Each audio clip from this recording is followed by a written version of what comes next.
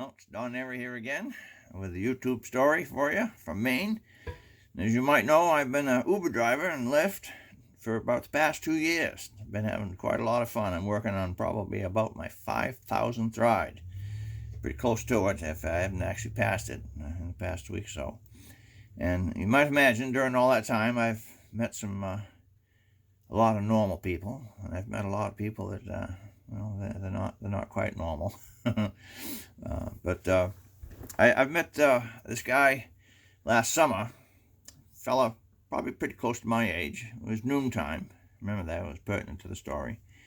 And he come out of his house, 12 o'clock, and he kind of looked like this, kind of bug-eyed, and he was walking stiff as a board, just like a robot, and I thought maybe he had arthritis, and he had that look in his eye like maybe he had autism.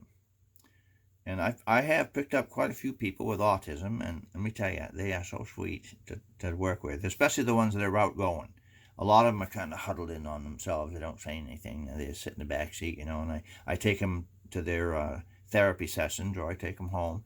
But a lot of them are just cute as a bug's ear. I tell you, they talk, and they don't seem to have any filters about what they say. They just blurt it all out, and they're just so much fun to talk to. I've just had a lot of fun, So I thought that's what he might be. And he come in, real stiff as a board, just walking, just like the Tin Man on Wizard of Oz. And he got in the back seat and said he wanted to go down to the RSVP liquor store on Lincoln Avenue. Not Lincoln Avenue, what the heck is it? Forest Avenue, downtown Portland. And then he thought a few minutes. He says, could I make a stop at Cumberland Farms as well? And you can do that with Uber. You can program in stops. And they don't like you to make a stop more than 3 minutes because it takes up too much of the driver's time. But he I said, sure, I don't care. I'm retired. What do I know? I don't care. So we stopped at the Cumberland Farms, and I pulled right up to the door. He got out and was in there just a couple of minutes, and he came out empty-handed, and he got on his phone. Now, a lot of people do that, when they stop because they want to call a friend, and they figure it's privacy, they get better reception when they're standing outside the car. And the phone inside my car rang. I answered it, and it was him. And he says, "Where are you?" And he's standing 2 feet off my front fender. So I just rolled down my window and I waved at him. I said, "Right here." He got in the car and he says, "Oh, I'm awful sorry. I'm awful embarrassed." I laughed it off with him, and I said, well, all cars look alike, And I just made it easy on him. And he got in and says, "Can we go to the RSVP now?" And I said, sure. Now, the RSVP liquor store, they have about 5 or 6 parking places, and they're all right in a row. They all face, the store. And there was one car parked right next to the door. And then there was me, and there was an empty space, and there was another car with a lady sitting in it. She was probably waiting for her husband or boyfriend, And he asked me when he got out of the car, I said, "Now you're going to be right here, right?" And I said, "Yes, I'm going to be right here." "You're going to be right here?" I said, "Yeah, I'm going to be right here." And so he walked into the liquor store, and he was in there a few minutes. And he come out empty-handed again. And he walked right past me over to the lady who was waiting in her car. And he started rapping on her passenger side window, scaring her half to death. She's looking over to me, and I said, so I quickly get out of my car and I waved and I said, hey, over here, And he just looked all embarrassed again. He got back in the car. I said, "Oh, I'm awful sorry. I didn't see you at all." It's like, something's really up with this guy, And so he's only about 1.5 miles from home, and I couldn't smell anything on him. It was not like any liquor smell on him. But apparently, that was his problem, because Cumberland Farms could detect that he was too far, gone with alcohol, that they weren't going to serve him anything. And RSVP liquor, they weren't going to give him anything either. So it's probably vodka. He was probably a slosh with vodka, and they just weren't going to give him anything, which, to their credit.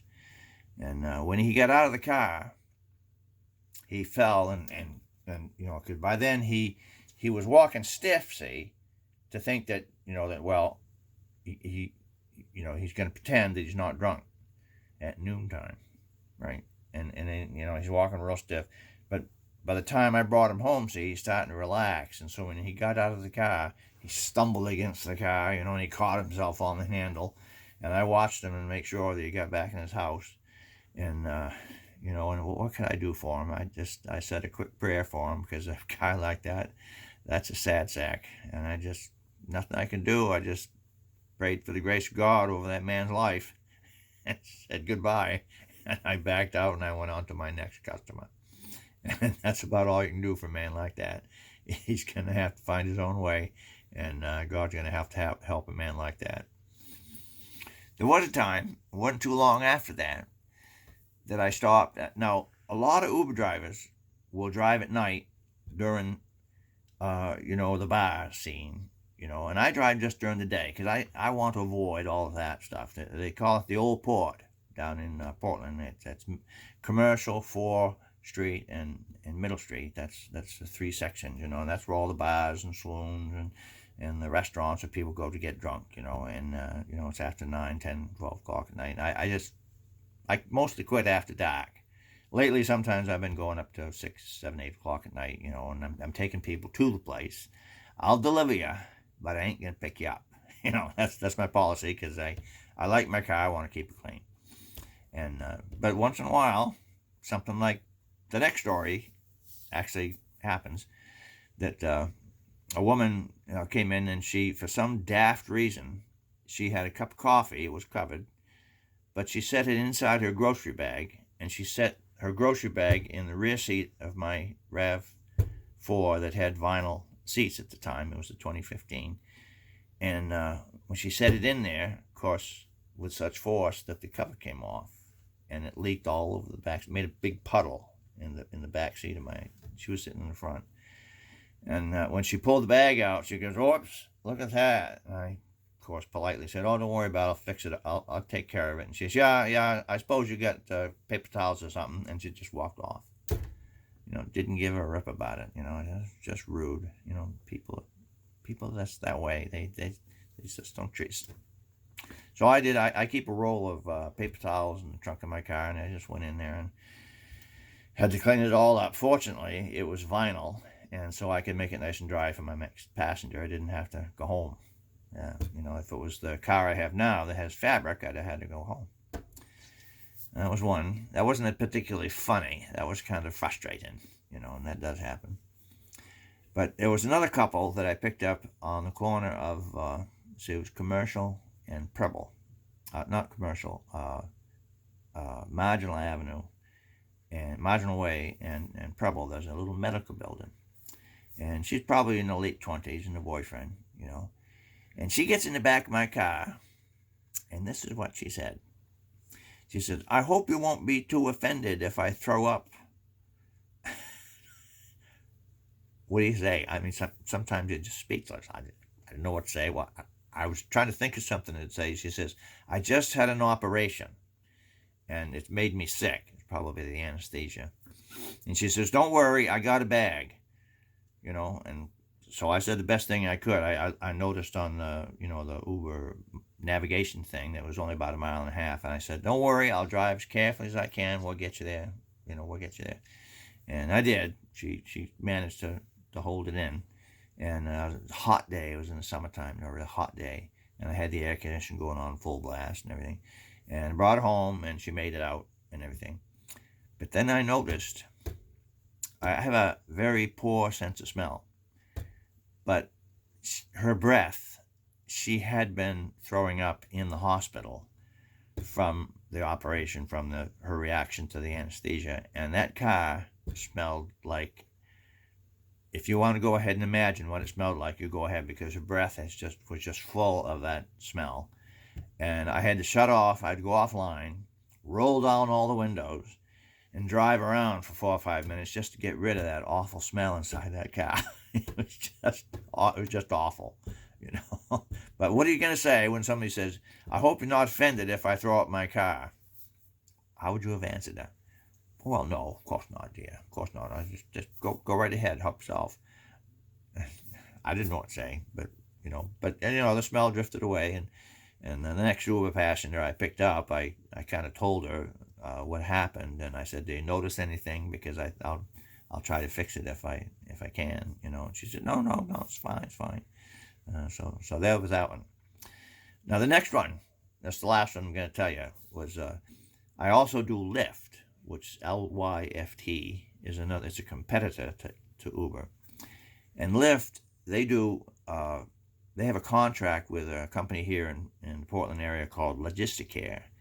And Logisticare runs these medical transport vans, you know, that takes people to rehabilitation and medical appointments. And they supplement their work by contracting with Lyft. And the patients love it because they get door-to-door service. They don't have to sit in a van while it takes people all around creation.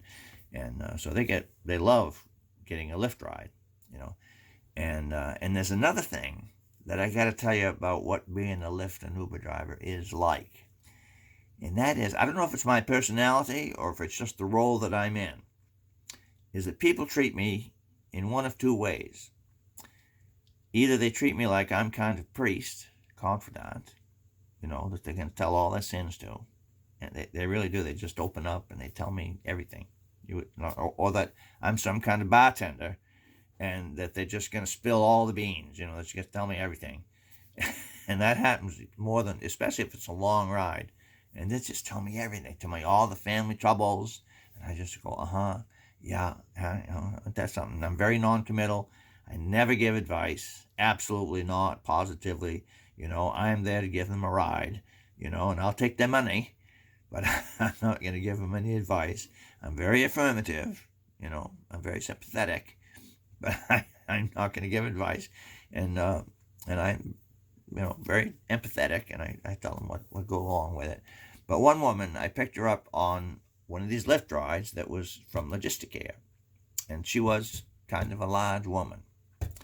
And speaking of large people, I had a guy in the front seat one time who was so large that he could not get the seatbelt around him, and just the seatbelt alarm went off for the entire ride. So be it, you know. And so I get guys like that too, you know. So things like that happen. What are you gonna do?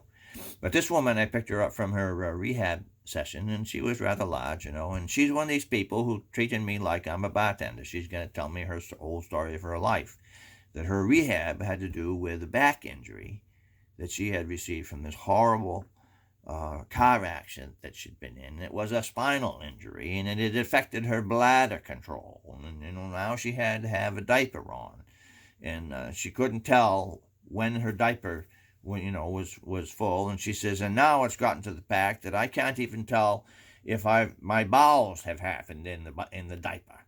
And she's sitting right there next to me, and I'm kind of going, lady, you know, I'm thinking inside my head, lady, I hope you don't have a blowout there in my front seat, you know. And I'm thinking all kinds of things in my mind, you know, while she's telling me all of this stuff. And it's like, we have an expression, WTMI, way too much information. And that's what she gave me. And I've had experiences like that over and over again as an Uber driver. And it ain't just Maine people, it's just people. But just having it up here in Maine makes it so much. I think anything that happens up here in Maine makes it 10% funnier. And that's my theory. All right. So there's a few Uber stories for you from the way I'm happening up here in Maine. And I hope you enjoyed them. And I'll have a few more for you later on. All right. You have a good day.